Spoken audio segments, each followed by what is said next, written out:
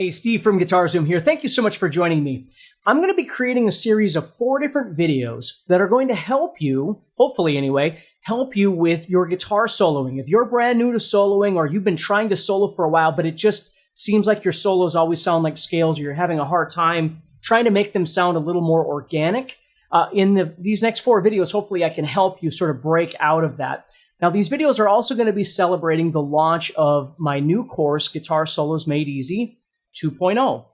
It's a brand new course that I've come out with. It's an updated version of an old course that I had where I talk about a lot more things in detail and really get into sort of the most important elements of learning how to solo. And I think the most important thing about the course is it's really meant to meet you where you are. It's not, 5 years from now you're going to be able to do this, but really trying to learn how to kind of capitalize on the best stuff right away. And then, of course, you can keep learning all sorts of different things, obviously, as we do as guitar players. So in this video, what we're going to do is we're going to talk about the difference between rudimentary practice and creative practice. And what I want to do here is I want to show you an example of what I call meandering and how to do it and how to use it in your playing. So let's just start off by talking about rudimentary practice. Let's say you've learned how to play a scale, right? Either from me or whoever it might be. You've learned how to play the first position of minor pentatonic, often we call it, which looks like this.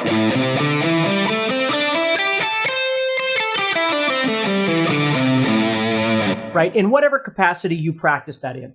Now, rudimentary practice really means what we're going to be doing is the same thing over and over and over to try and develop technique and comfort and feel and all of these different kinds of things. And it's absolutely essential, no doubt about it. But oftentimes what happens is we spend so much time practicing those things, we forget to actually explore what the guitar sounds like and what it feels like to try and move out of that standard rudimentary practice.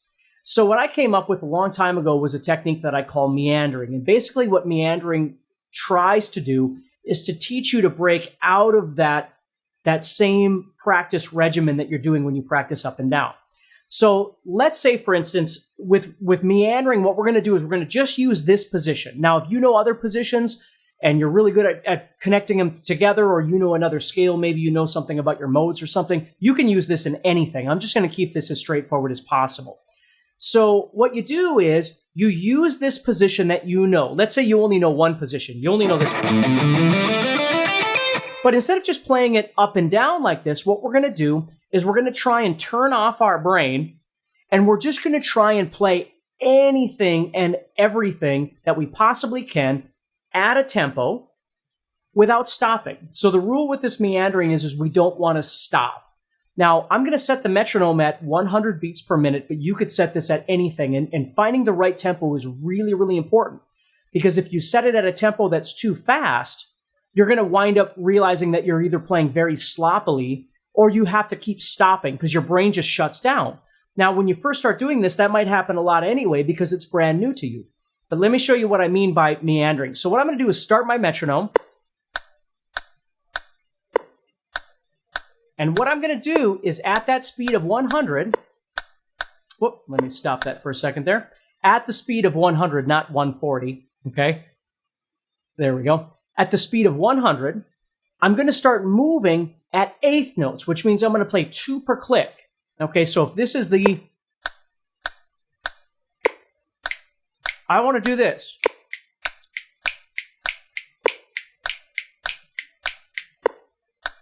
And again, if 100 is too fast, that's okay. Let's slow it down to 80. Let's slow it down to 60. Let's slow it down to whatever you need to slow it down to be able to make this effective. Now, I'm going to show it to you at 100 just so I don't waste too much of your time here. Okay, so I'm going to get the metronome going.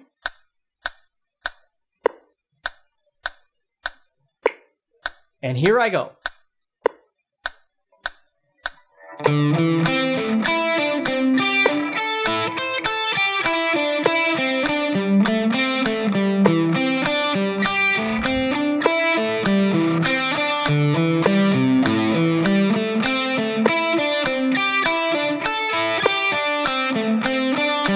Okay, now you get the idea.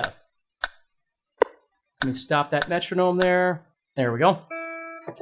So it's all over the place, right? I'm just trying to move without thought. Okay, so what I'm doing is I'm developing a part of my brain that isn't in the rudimentary section. Now, as I continue doing this, what's great about meandering is not only am I learning how to move in all these different pathways, if you will, right? All these different roadmaps of just jumping over things and moving back and forth.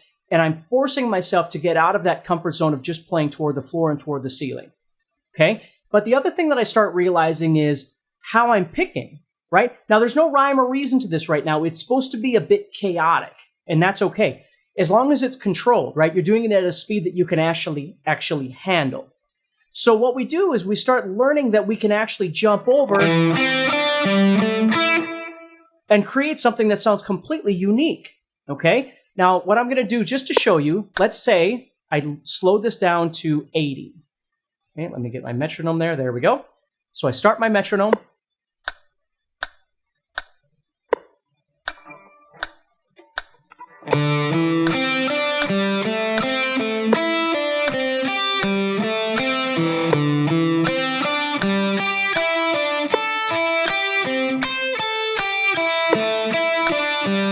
Now, obviously, as you continue doing this, okay, all of these bizarre movements of jumping over each other and moving around are going to become more rudimentary, right? They're going to become more comfortable as you keep doing them because your hands have gotten used to some of these unusual motions that you're making throughout this position, which is exactly what should happen. So as you continue practicing, the brain kind of turns back on again, and you start becoming aware of some of these movements and how they sound and how they feel.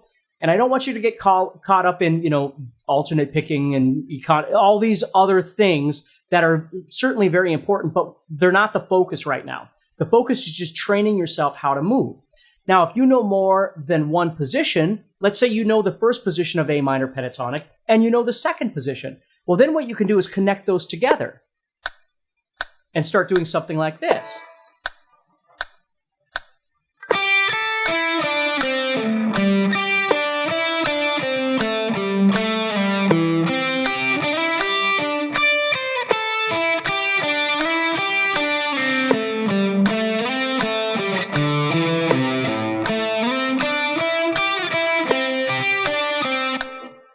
Now, at this point, that's not going to sound overly musical, and it's not supposed to be. It's supposed to be training you to be able to move. Now, you'll notice that I did use a little bit of sliding and some things like that. Nothing wrong with that at all. If you start using some of those kinds of effects in the motion of the meandering, that's great, right? That's another element that we can add in.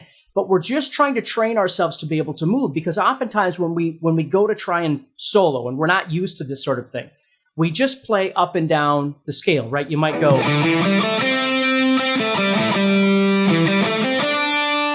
right? And I'm not making light of that. I'm saying I've done it a million times in my life, right? But what this is trying to do is, instead of playing with blinders on, where we just play down and up, and then we move over to the next position and just play down and up in some capacity, we're trying to learn to use some of this motion as well, more of a horizontal motion, okay? Instead of just playing vertically.